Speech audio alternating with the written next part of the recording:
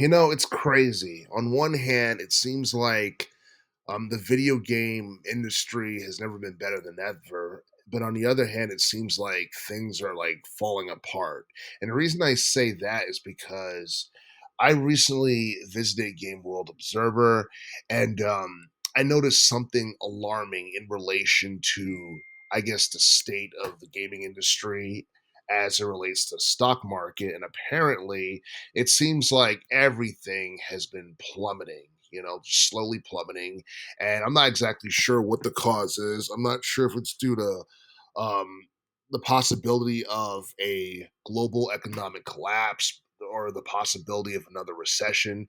But basically, what I read was really alarming. And as far as like stocks are concerned, like some of these numbers is something I found really intriguing. Like, for example, Capcom's stock is down like 17%, while Nintendo's stock is down like 16%. Sega's stock is down over 13%. And then Konami's stock is down over 11%. And I think Sony's stock is down over 7%. But yeah, all these declines is something that I found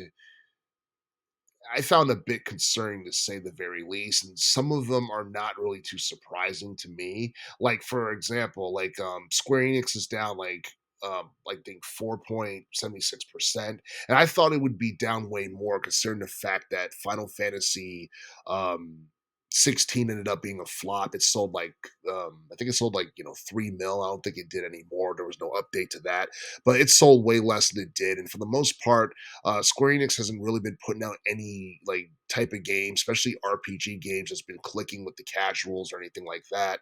Um, Sony's stock was down over 7%, and honestly, like, it's not as bad as, like, Nintendo or Sega or anything like that, and the reason I think that's the case is because Sony's been doing so well in relation to hardware sales and their games and all that. The PlayStation 5 is the most popular console on the market.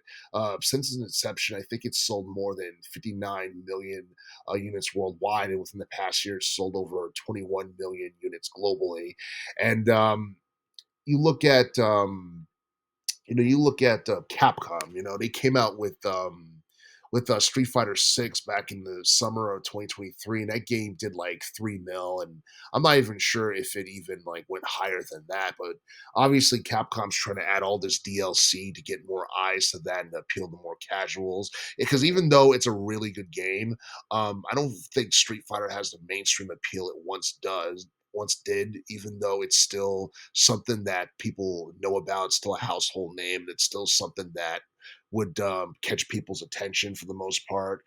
Um, you look at Nintendo. Nintendo hasn't really had a lot of like best-selling games as of late. And what I mean by that is they haven't had any really, really like big games other than Zelda Tears of the Kingdom that has done like really high numbers in terms of overall sales. I think Tears of the Kingdom did like it sold like 10 million copies worldwide within its first week, and it's done over 20 mil since its release.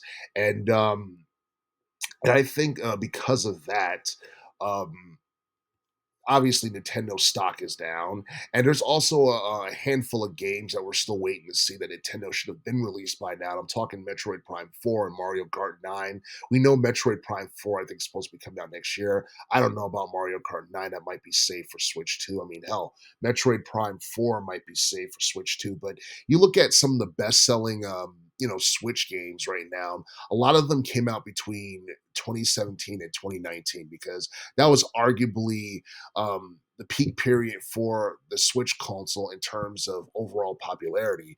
But despite how popular the Switch console was, right now its popularity is seemingly declined, and it's not appealing to people as much as it did when it first came out. Don't get me wrong, people are still buying it, probably because the Switch console is more affordable than the PlayStation 5 or the Xbox Series X. And I think that's one of the reasons why it continues to sell the way it has. And I do feel that like as far as like stock prices declining, the value of company stocks declining and all that stuff. A lot of people contribute, or they attribute it to multiple, like, things and factors, like, the surge in terms of like rising interest rate, the fact that the US dollar is not worth as much as it used to be.